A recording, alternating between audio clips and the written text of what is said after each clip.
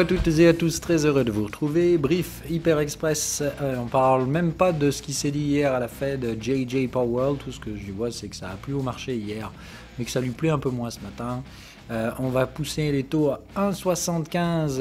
C'est un niveau que je me souviens plus quelle banque américaine avait dit. Oh mon Dieu, à 1,75, le marché action va s'écrouler.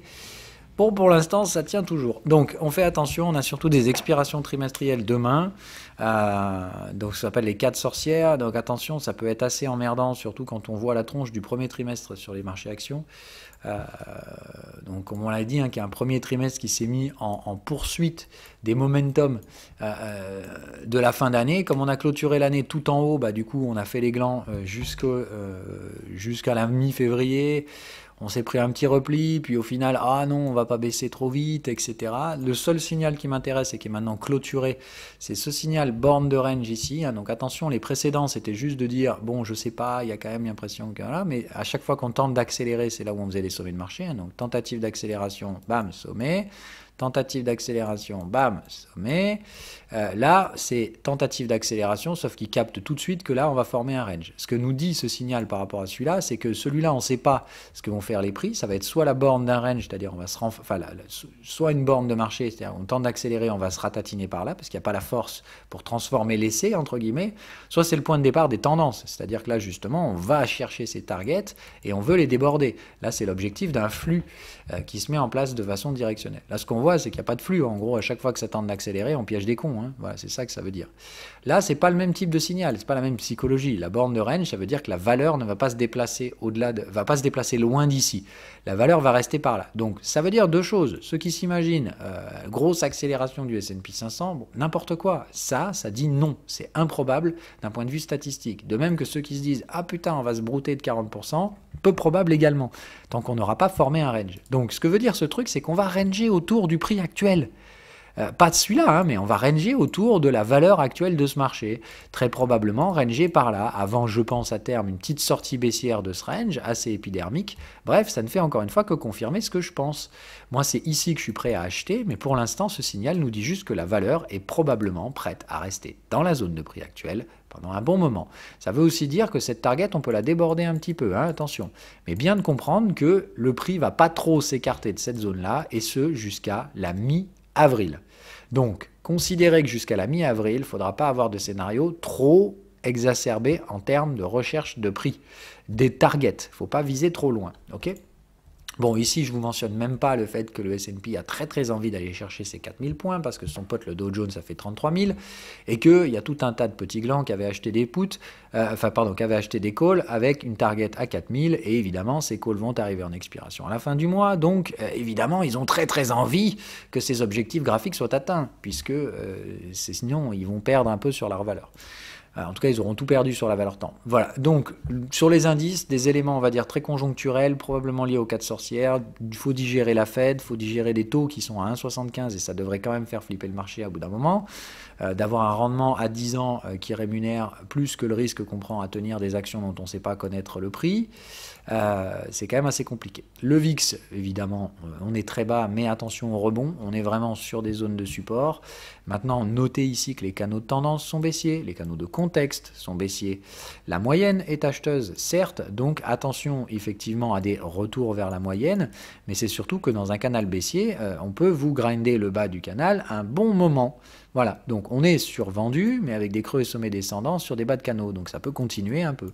Attention, encore une fois, avec ce timing vendeur. Vous comprenez bien qu'aujourd'hui, le marché ne veut pas de problème et qu'on fait tout pour les écarter. Maintenant, on est dans un marché et dans une conjoncture économique et macroéconomique dans laquelle les mauvaises surprises peuvent clairement arriver. Là, c'est plus de dire, on parie sur le fait qu'il n'y en a pas une qui va arriver demain, ni après-demain, ni après-après-demain. On joue à très court terme en disant...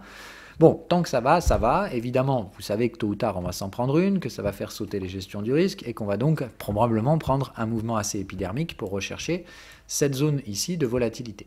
La question, c'est quand on va pouvoir trouver ce timing. Eh bien, force est de constater que pour l'instant, ce n'est pas la thématique du moment. Si je regarde VVIX, là, c'est une autre histoire. C'est-à-dire, VVIX, c'est la volatilité de la volatilité.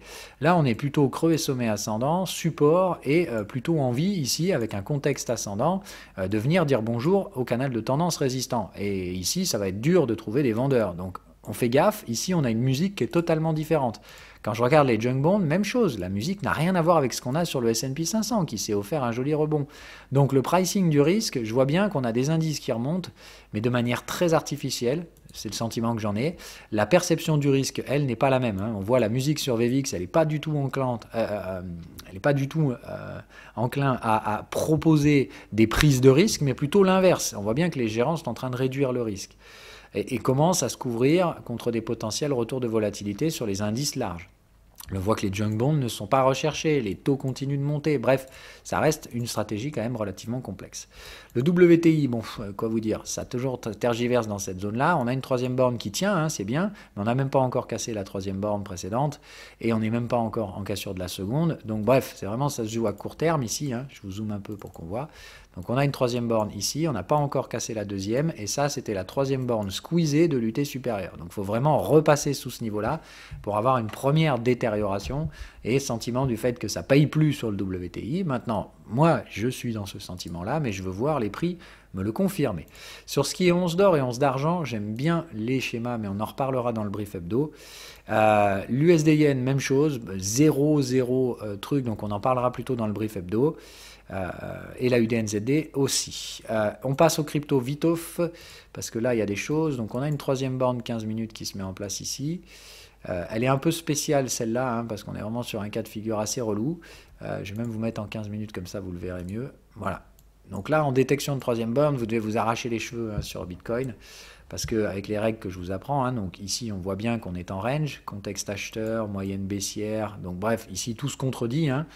Donc à ce moment-là, il faut compter les bornes, et là, si on compte les bornes, vous allez me faire OK, oula, ça fait du monde, et là.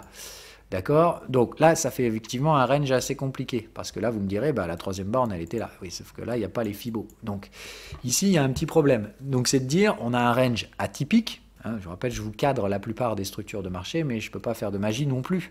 Le marché est imprévisible. Donc là, quand c'est imprévisible, qu'est-ce qu'on fait? C'est dans le PDF, je vous le rappelle, les cocos. On met quand même son bon vieux Fibo. Voilà, donc c'est de comprendre que c'est dans ces zones-là que la gestion du risque va se faire. Donc arrêtez ici d'essayer de me compter les bornes, etc. On a un range dont la variable temporelle est complexe. Donc quand la variable temporelle est complexe, on utilise les Fibonacci comme référence. Et vous voyez qu'hier, ça paye dans la zone bleue. Ah tiens, magie. Et qu'on va probablement essayer d'aller choper la zone rouge. Alors moi ce matin j'ai quand même vendu par précaution, on est déjà sur la validation, donc à ce stade-là je regarde comment le marché va réagir, mais je ne vois pas de raison à ce stade-là pour l'instant de s'euphoriser ni de se flipper, c'est plus de dire si vous prenez des ventes c'est que vous avez des raisons de le faire, c'est-à-dire que vous avez des portefeuilles acheteurs. Voilà. Donc moi, je couvre les portefeuilles parce qu'il y a un risque de troisième borne. Maintenant, clairement, pour l'instant, il n'y a pas de raison de flipper et ça sent clairement la troisième borne neutre, c'est-à-dire les clôtures se font au-dessus des contextes, etc. Donc là, il y a de fortes chances qu'on vienne dire bonjour à la dumb zone pendant un bon moment. Donc vous excitez pas trop non plus sur le Bitcoin. Moi, j'ai vraiment l'impression que le directionnel est en train de se fermer, que ce soit sur le S&P 500, sur le Bitcoin, etc. Et que, je ne vois pas ni de gros potentiel vendeurs, donc que ce soit sur indice lié aux effets conjoncturels des crêtes sorcières demain, que ce soit sur Bitcoin, parce que, encore une fois, ici, j'ai pas l'impression qu'on soit bear, et déjà vendre cette troisième borne, je la trouve limite, parce que j'ai pas vraiment beaucoup de signaux, et en horaire, il n'y a rien du tout non plus, donc il y a quand même pas mal de chances que ces zones-là, attendez que ça vienne, voilà, étant donné le momentum et que ce cycle-là est toujours ici en zone de reverse, il y a de fortes chances qu'on ait un rebond sur la trail line ici et qu'on ait une poussée de plus. Donc attention, je pense que c'est typiquement le genre de troisième borne qui peuvent se faire largement déborder, soit pour aller chercher un excès dans la zone rouge et ça cartonne ici, soit pour effectivement essayer d'aller chercher un ATH de plus au niveau des contextes du T supérieur. Je rappelle que la pattern de divergence, celle qu'on suit en hebdomadaire, peut sans problème proposer des excès supplémentaires pour venir chercher cette trendline, essayer de la déborder puis échouer. Bref, on peut venir retester et travailler cette zone qui va de 60 à 67 000 pendant un bon moment, de même que les indices actions peuvent rester en flat. Donc la question, c'est soit on fait des ranges complètement nuls à l'intérieur des dumb zones, et ce qui nous intéresse dans ce cas-là, c'est le comptage des bornes uniquement pour celles qui atteignent les niveaux Fibonacci. Donc dans ce cas-là, vous écartez toutes les bornes intermédiaires qui ne servent à rien et qui vont se faire à l'intérieur de ce range. On voit qu'on a affaire à un range de structure complexe. Donc ici, le problème, c'est la temporalité. Vos contextes n'arrivent pas à s'adapter à ce type de marché. Donc, FIBO. Voilà les seuls réflexes que j'aimerais que vous ayez. Rappelez-vous toujours qu'on a affaire à des contextes multi-time frame sur le Bitcoin. Bref, de toute façon, je vous fais un micro-brief ici ce matin et je pense que je vais vous mettre dans la live room pour qu'on fasse un petit peu plus d'éducatif ce matin ensemble dans le Discord. Bye bye!